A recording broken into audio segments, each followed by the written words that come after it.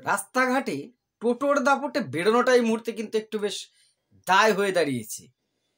হ্যাঁ, যানজট আর জ্যামের একটা অনেক কারণের মধ্যে একটা প্রধান কারণ হচ্ছে এই টোটো।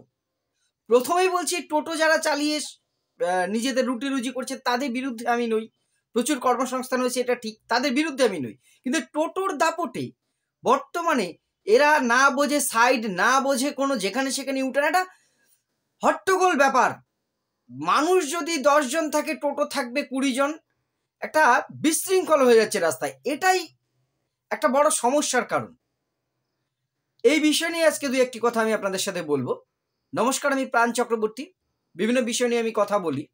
তার আগে একটা অনুরোধ, ইউটিউবে যারা দেখছেন অবশ্যই চ্যানেলটি সাবস্ক্রাইব করবেন এবং ফেসবুকে যারা দেখছেন অবশ্যই ফলো করবেন।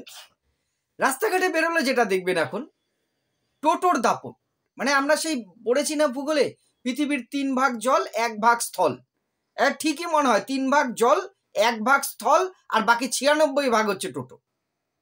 টোটোতে টোটোময় হয়ে গেছে সব। রাস্তায় মানে একটা গাড়ি বাস চলা যায়, বিশেষ করে সংকীর্ণ জায়গাগুলোতে, টাউনের যে বাস স্ট্যান্ড জাতীয় জায়গাগুলোতে। আমি বাসে যাতায়াত করি প্রত্যেকদিন, দেখি প্রত্যেকটা জায়গায় জ্যাম, এবং অন্য কিছুর থেকেও বেশি হচ্ছে টোটোর দাপট। প্রথমত হচ্ছে এদের কোনো প্রশিক্ষণ নেই, কোনো সাইড সম্বন্ধে কোনো ধারণাই নেই। যে কেউ যার ইচ্ছে হলো আজকে একটা টোটো কিনলো, কালকে বেরিয়ে গেল, মানে কালকে কেন আজকেই বেরিয়ে যাচ্ছে রাস্তায় প্যাসেঞ্জার নিয়ে। তার না আছে সাইড সম্বন্ধে কোনো ধারণা। এমন অনেক টোটো চালক দাদা ভাইরা আছেন যারা বাইক বা অন্য কিছু চালানোর অভিজ্ঞতা পর্যন্ত নেই, সে বা তিনারা কি করছেন, টোটো নিয়ে বেরিয়ে পড়ছেন। ফলে তাদের সাইড সম্বন্ধে ধারণাই নেই। আর গাড়িটা দেখতে ওইটুকু দেখা যায়, আপনি অন্য কোনো গাড়ির পাশাপাশি রেখে দেখবেন যথেষ্ট লম্বাই, কিন্তু অনেকটা বড় গাড়িটা। আর এরা এই সাইড সম্বন্ধে ধারণা না থাকে কি করছে, যাচ্ছে হট করে ইউটার্ন নিয়ে নিল রাস্তার মধ্যে, ডান দিক থেকে বাদিক, বাদিক থেকে ডান দিক। পেছনে কে আছে, সামনে কে আছে, অন্যের কি হতে পারে, মানে হামেশাই কোনো একটা বাইকের সাথে লেগে গেল, অন্য গাড়ির সাথে লেগে গেল, একটু জায়গা পেলে মাথাটা ঢুকিয়ে দিল। আরে বাবা, মাথাটা তো সামনে একটা চাকা সরু আছে, পেছনে ফুল বডিটা এত বড় জায়গা, বেরোতে পারবে কিনা সেটা তো বুঝতে হবে। এরা এসবের তোয়াক্কা করে না, ধার ধারে না, যেখানে খুশি চলে যাচ্ছে। তার ফলে কি হচ্ছে, একটা সুস্থ জায়গা, আমি এর আগে কয়েকটি ভিডিও দিয়েছি আমার অভিজ্ঞতা থেকে। বাস যাচ্ছে, লরি আসছে, মাঝখান দিয়ে টোটো ঢুকে একটা আর করে দাঁড়িয়ে পড়লো, ব্যাস সব গল্প শেষ।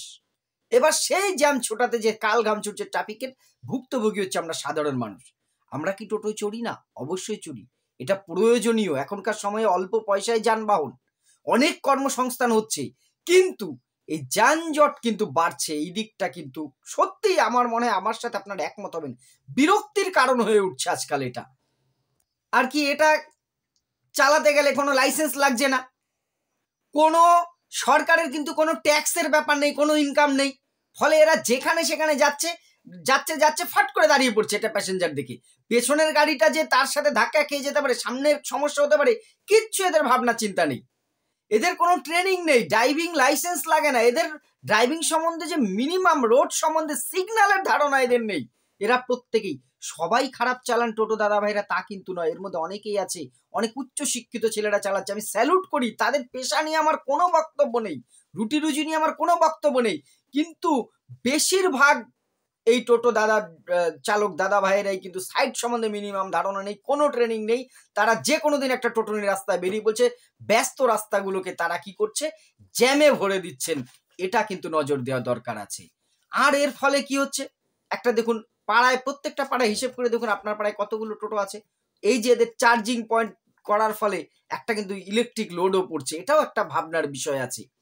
এবারে তাহলে এদের সমস্যা তো হলো, আরো অনেক সমস্যা আছে।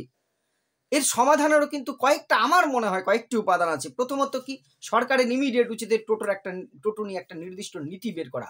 চাইলেই আমি টোটো কিনবো তা নয়, একটা হিসেব করে যে এই শহরে বা এই গ্রামে এত লোক আছে, এই রোডটা এরকম চাহিদা, চাপ আছে, এর বেশি টোটো চলতে পারবে না। ফলে এদের একটা নিয়ন্ত্রণে আনা প্রয়োজন, একটা সরকারি নিয়ম বের করা, নির্দিষ্ট নীতি মেনে। যেমন অন্যান্য গাড়ি, বাস, আপনি লরি এগুলো কিনতে, বিশেষ করে একটা রুটে বাস বা অটো চালাতে যান, আপনার নির্দিষ্ট পারমিট লাগে, নির্দিষ্ট নীতি আছে, গভর্নমেন্টের কাছে একটা নির্দিষ্ট রেকর্ড আছে যে এই রুটে আরটিওর থেকে এতগুলো গাড়িকে পারমিশন দেওয়া আছে, এরপরে পারমিশন আপনি পাবেন না। তাহলে টোটোর ক্ষেত্রে সরকার এরকম কেন নিয়ন্ত্রণ এখনো আনছেন? এদের ইমিডিয়েট আনা উচিত, এদের স্থায়ী নম্বর প্লেট দেওয়া হোক। এবং যারা টোটো চালাবেন ড্রাইভারদের একটা ট্রেনিং দেওয়া হোক, প্রশিক্ষণ দিয়ে তাদের একটা ড্রাইভিং লাইসেন্স দেওয়ার ব্যবস্থা করা হোক।